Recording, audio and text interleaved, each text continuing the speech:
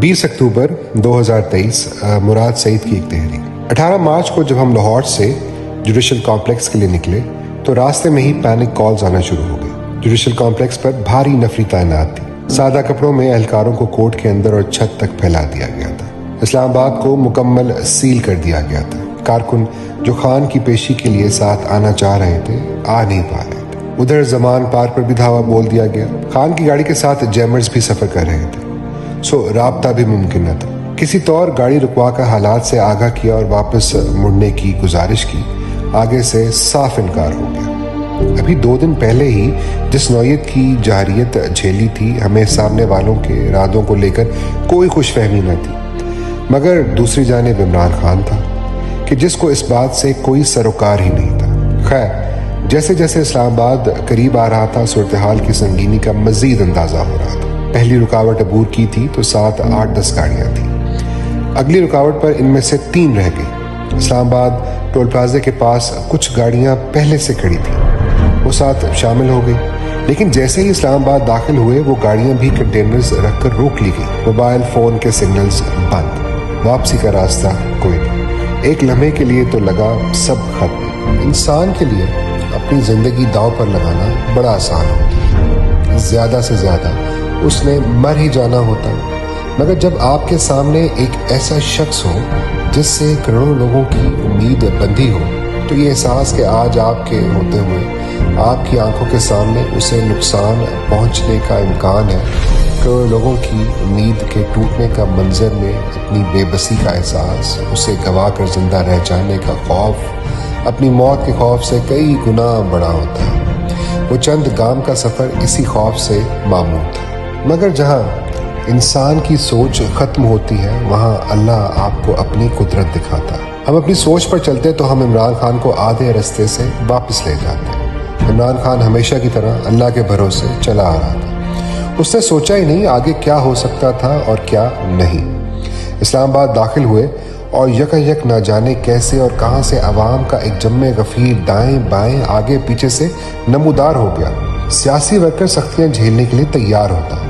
आम आदमी ऐसे हालात से खुद को निकालता है, ना कि इनमें खुद को अपने हाथों डाले। मगर ये हमारे कारकुन नहीं थे। ये इस्लामाबाद की कच्ची आबादियों के मजदूर थे। ये मुतवासत तबके के घरों के नौजवान थे। ये पढ़े लिखे घरों की खवातीन थी।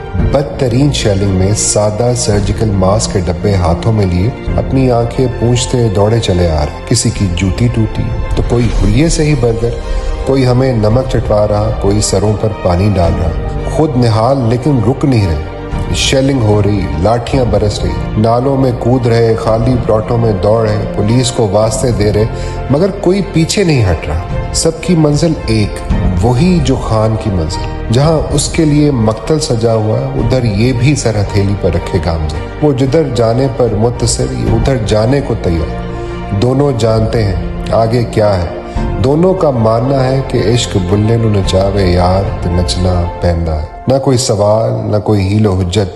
हम गाड़ी को घेरे हुए जरूर थे, लेकिन हम सफर इमरान खान की उसकी कौम थी। अगर उस दिन कैमरे ना होते तो कौन यकीन करता कि गोलियां बरस रही हैं। सब जानते हैं उसकी गाड़ी बुलेट प्रूफ है, वो महफूज है, मगर कोई खुद को बचाने की कोशिश ही नहीं कर रहा। सब उसकी गाड़ी से लिपट रहे हैं, लाठियां चल रही हैं, डंडे पड़ रहे हैं, कोई वापस नहीं मुड़ रहा।